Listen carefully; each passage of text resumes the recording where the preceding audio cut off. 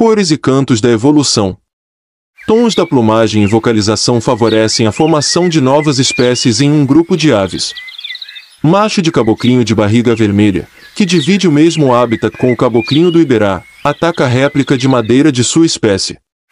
Especiação é o termo usado em biologia evolutiva para designar o processo que leva ao aparecimento de uma nova espécie a partir de um grupo que se destaca dos demais membros de uma população ancestral e acaba desenvolvendo características únicas. Na maioria dos casos, esse mecanismo é bem lento, ocorre ao longo de várias gerações e pode se prolongar por milhares ou até milhões de anos. A consolidação de uma nova espécie geralmente ocorre depois que seus representantes se isolam geograficamente da população original, e esses dois grupos de indivíduos perdem a capacidade de trocar material genético e gerar descendentes viáveis. Mas, em certas circunstâncias, novas espécies podem se formar antes de haver separação física ou incompatibilidade genética entre a população ancestral e o grupo que dela se separou.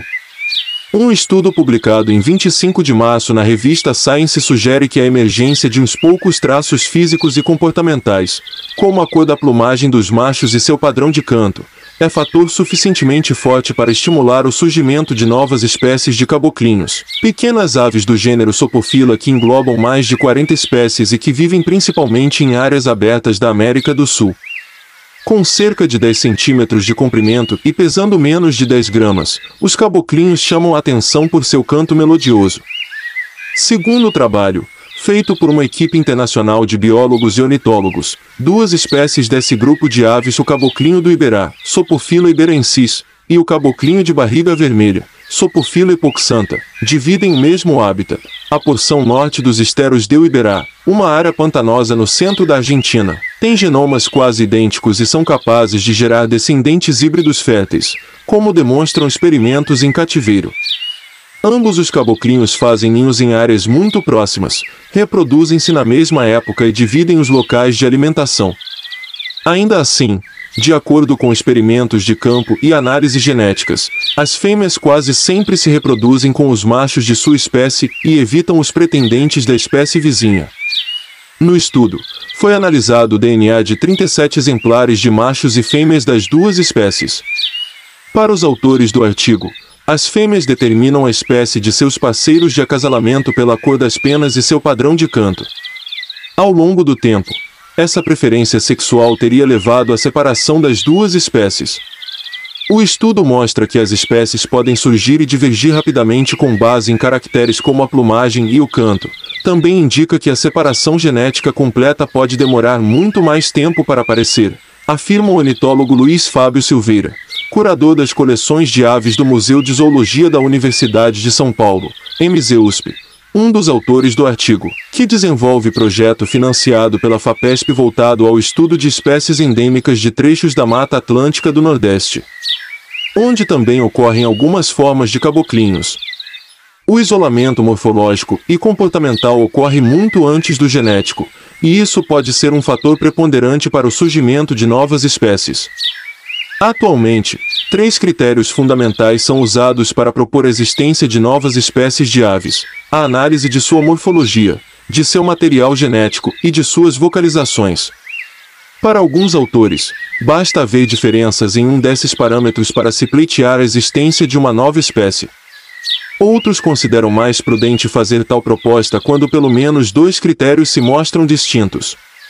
Sequência de imagens mostra as reações agressivas de um macho de caboclinho do Iberá à presença em seu território de réplica de madeira de outro macho de sua espécie. Sheila Turbeck. Imagens link régua esquadro alfinete. A aparência dos machos e das fêmeas de caboclinhos exibe algumas particularidades. Em todas as espécies, e não apenas nas 2 estudadas no Parque Argentino, a coloração das fêmeas é muito semelhante.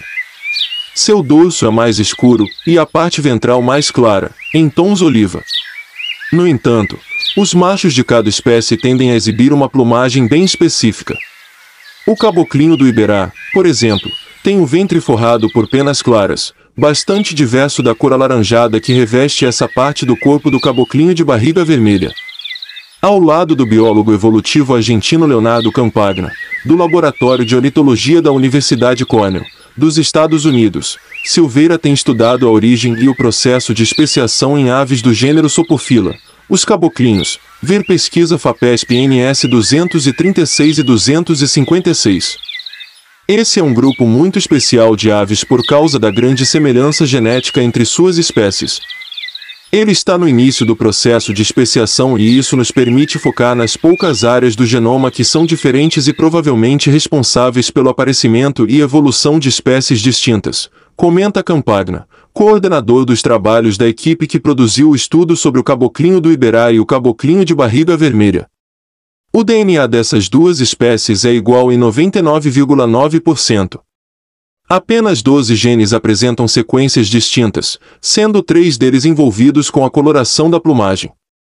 A maioria das espécies conhecidas de aves está evoluindo separadamente há muito tempo e apresentam tantas diferenças que é muito difícil saber quais eram realmente importantes no começo da especiação, afirma o biólogo evolutivo. Conduzido por uma aluna de doutorado da Universidade do Colorado, em Boulder, Estados Unidos, a bióloga norte-americana Sheila Turbeck, que é a primeira autora do estudo recém-publicado, um experimento de campo feito ao longo de 3 anos em esteros de Iberá forneceu os indícios mais fortes do comportamento sexual das duas espécies de caboclinhos na natureza. No território dos machos, ela instalou réplicas de madeira da versão masculina do caboclinho do Iberá, do caboclinho de barriga vermelha e de Sopofila colaris, o coleiro do brejo, ave que tem uma plumagem com um padrão de cor intermediário entre a de Sopofila iberensis e Sopofila hipoxantha. Ao lado das réplicas, Turbeck tocou, de forma alternada, gravações com o canto dos machos do caboclinho do Iberá e do caboclinho de barriga vermelha e observou, ao longo de 3 anos de trabalho de campo, como 76 machos de verdade dessas duas espécies, 36 de Sopofila iberensis e 40 de Sopofila hipoxantha, se comportavam diante de falsa concorrência das aves de madeira.